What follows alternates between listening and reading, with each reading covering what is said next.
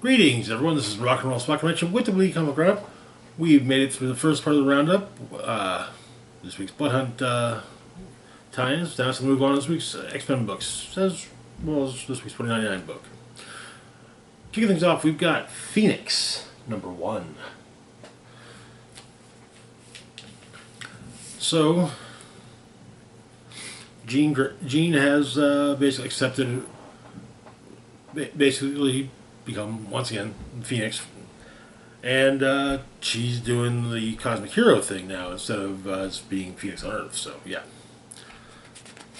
That's your basics. But, so, the issue is narrated by a young man from a young person from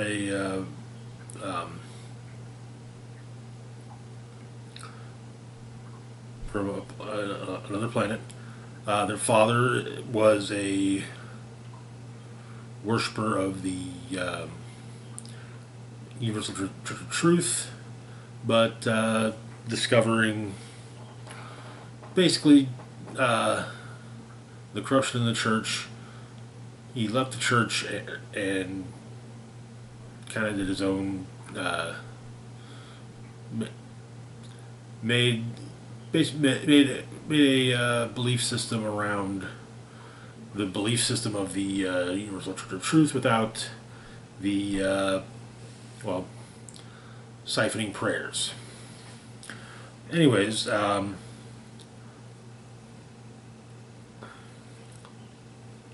planet's sun is going nova, and Phoenix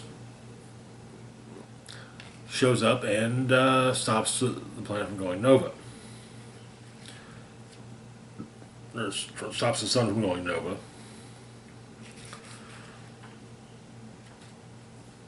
Meanwhile, at Kiln Ton 618, supermassive black hole, is which is where basically approximately where Kiln 2, a megacore intergalactic prison, is. Well, the prison's getting sucked into the black hole, and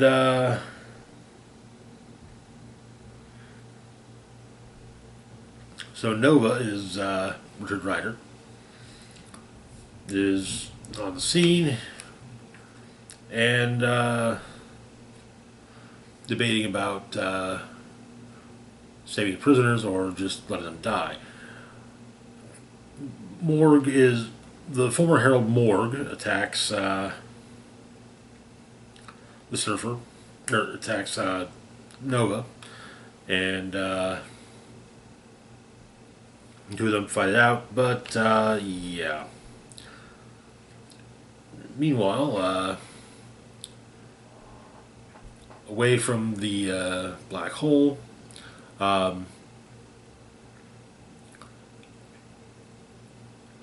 Jean Grey is telepathically talking with her husband, Scott Summers, and talking about,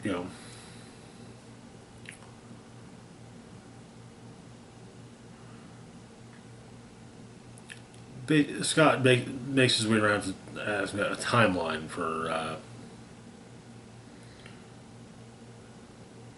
when she'll return.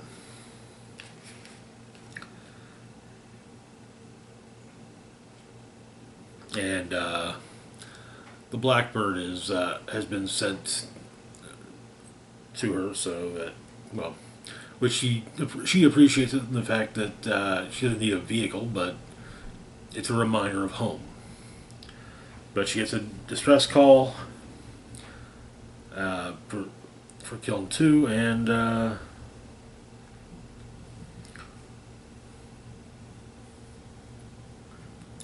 she goes to save the day.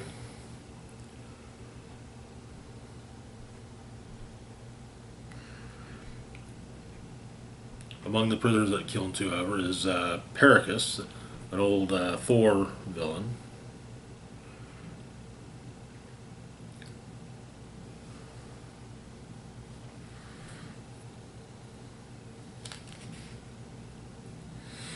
But Morg is continuing to attempt to kill Nova. However, Phoenix stops him and restrains him. One of the escape pods is stolen by Pericus, and he utilizes it. But Phoenix is able to prevent the prisoner from being sucked in by the black hole. However, she can't do that and save and stops Pericus. Pericus lands on the planet that was I think the planet that was saved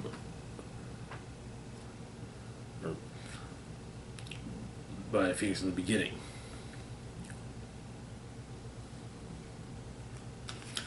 And Pericus basically kills the narrator's father.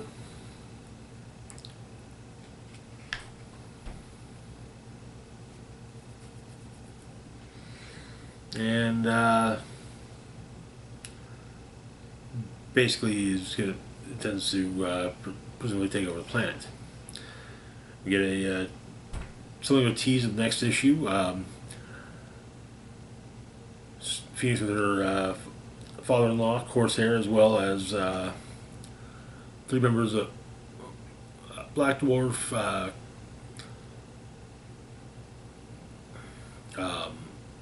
Ebony Maw, Corvus Glaive, and Proxima Midnight, the Black Order, and another further cloaked figure.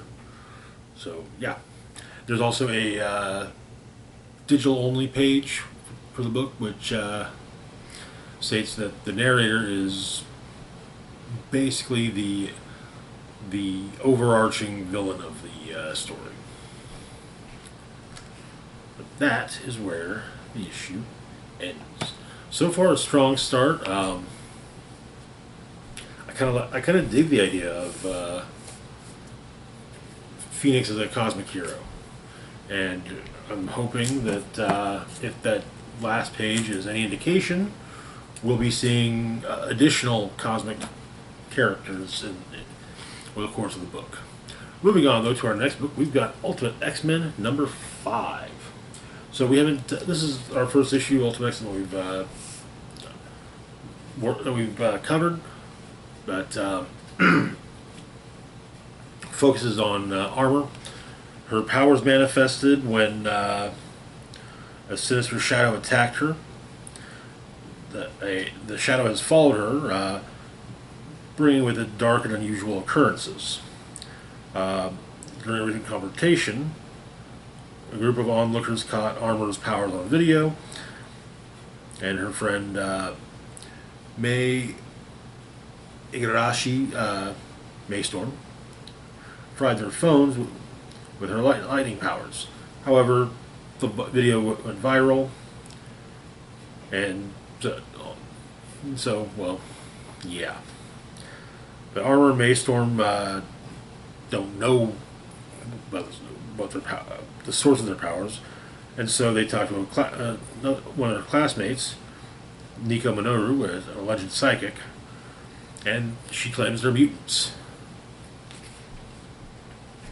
So the issue begins with a boy watching watching a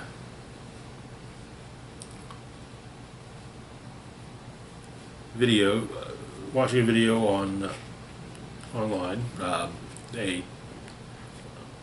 presumably something viral, but a girl sits down next to him.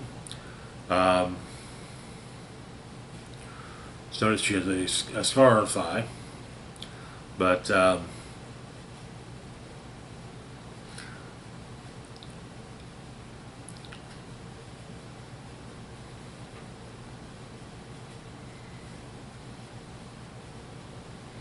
but she asked the boy to fix her computer, but he apparently states that he went to middle school with Hisako, and he has some good secrets, which the girl wants to know, but maybe one day.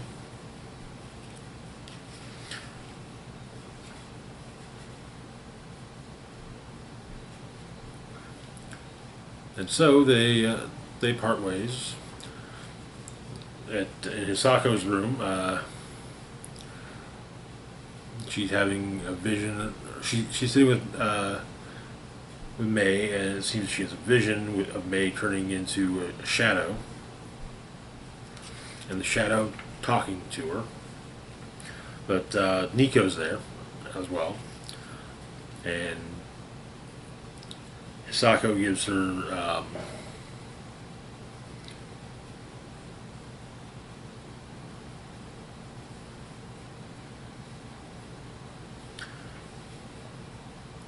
she wishes to have a reading done on. There's a symbol, there's a figurine and a symbol in it, but Nico attempts to read into it, but her magnifying glass, the lens of her magnifying glass shatters, and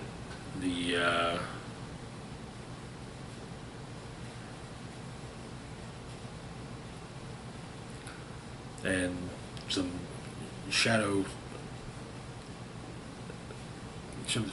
form comes out of the item reading is being done on, formed into a person, but Nico slapped a book on it and seems to take care of it, utilizing her shattered magnifying glass as what we would know as the Staff of One.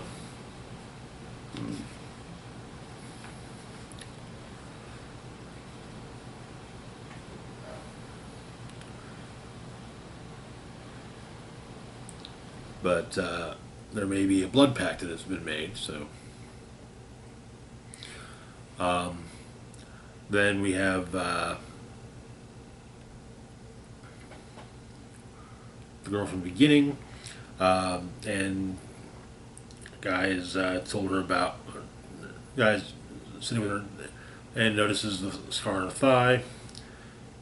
She seemingly fries his brain, calling him a perv, but and then lifting his money. It seems that she's Surge. Then Nico and May pass by Surge. I don't know who she is, and Nico tells May about a cult. They call themselves Homo Superior. The symbol for it was on the item that May read, was read for Hisako. And it seems that the young boy from the beginning is a member, and so May says if they're going to be a team, well, they should have a name. She initially suggests X-Team, then Secret Society X-Men, but Nico shortens it up to X-Men, which, well, X-Men sounds better than X-Team. And May wants to invite two of their friends, Natsu and Mori, but she doesn't know if they have powers. And that is where the issue ends. This is an interesting book. Peach Momoko's art is sublime. it's definitely all of the current Ultimate books are truly standouts. So it's hard to say one really stands out above the rest, but yeah, it's really good. Moving on though to our last book for the moment, we've got Annihilation 2099 number 3. Currently, this issue focuses on an Alchemax astronaut who is sent on an exploratory mission with a crew picked by Alchemax to a planet to a rogue planet that's appeared in the solar system. The planet seems to have what appears to be living defenses, but and the mission commander says, hey, stop doing, you're hurting the planet, and it's fighting back, but the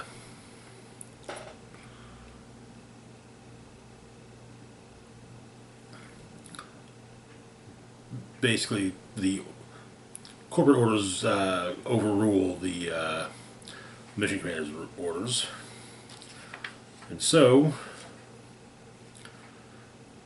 the mission commander is stranded on the planet,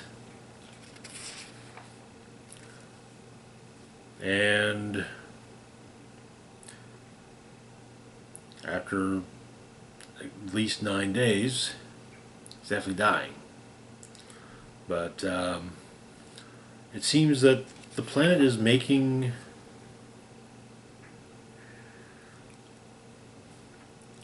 sustenance for him, but the food that makes him changes him. He becomes a red humanoid creature who is fueled by rage. And so Terrax, the Destroyer, shows up, calls him a Hulk. Terrax and this Red Hulk duke it out. Also, the planet is in fact Ego, who's dying, and Red Hulk manages to have Terrax take Ego, or have Ego take Terrax with him. Then on the planet Midas,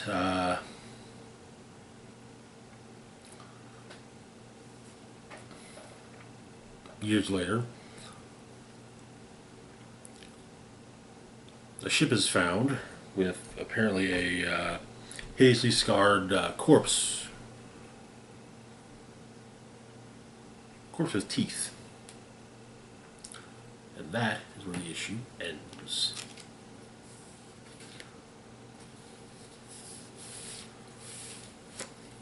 Looks like Dracula is the source of the 2099 Annihilation event. But anyways, that's going to do it for now. As always, feel free to like, share, and subscribe. Links to my Facebook, Twitter, Blue Sky, Instagram, Mastodon, Patreon, PayPal can be found in the description box down below. This is Rock and Roll Spock signing off saying, live long and rock hard.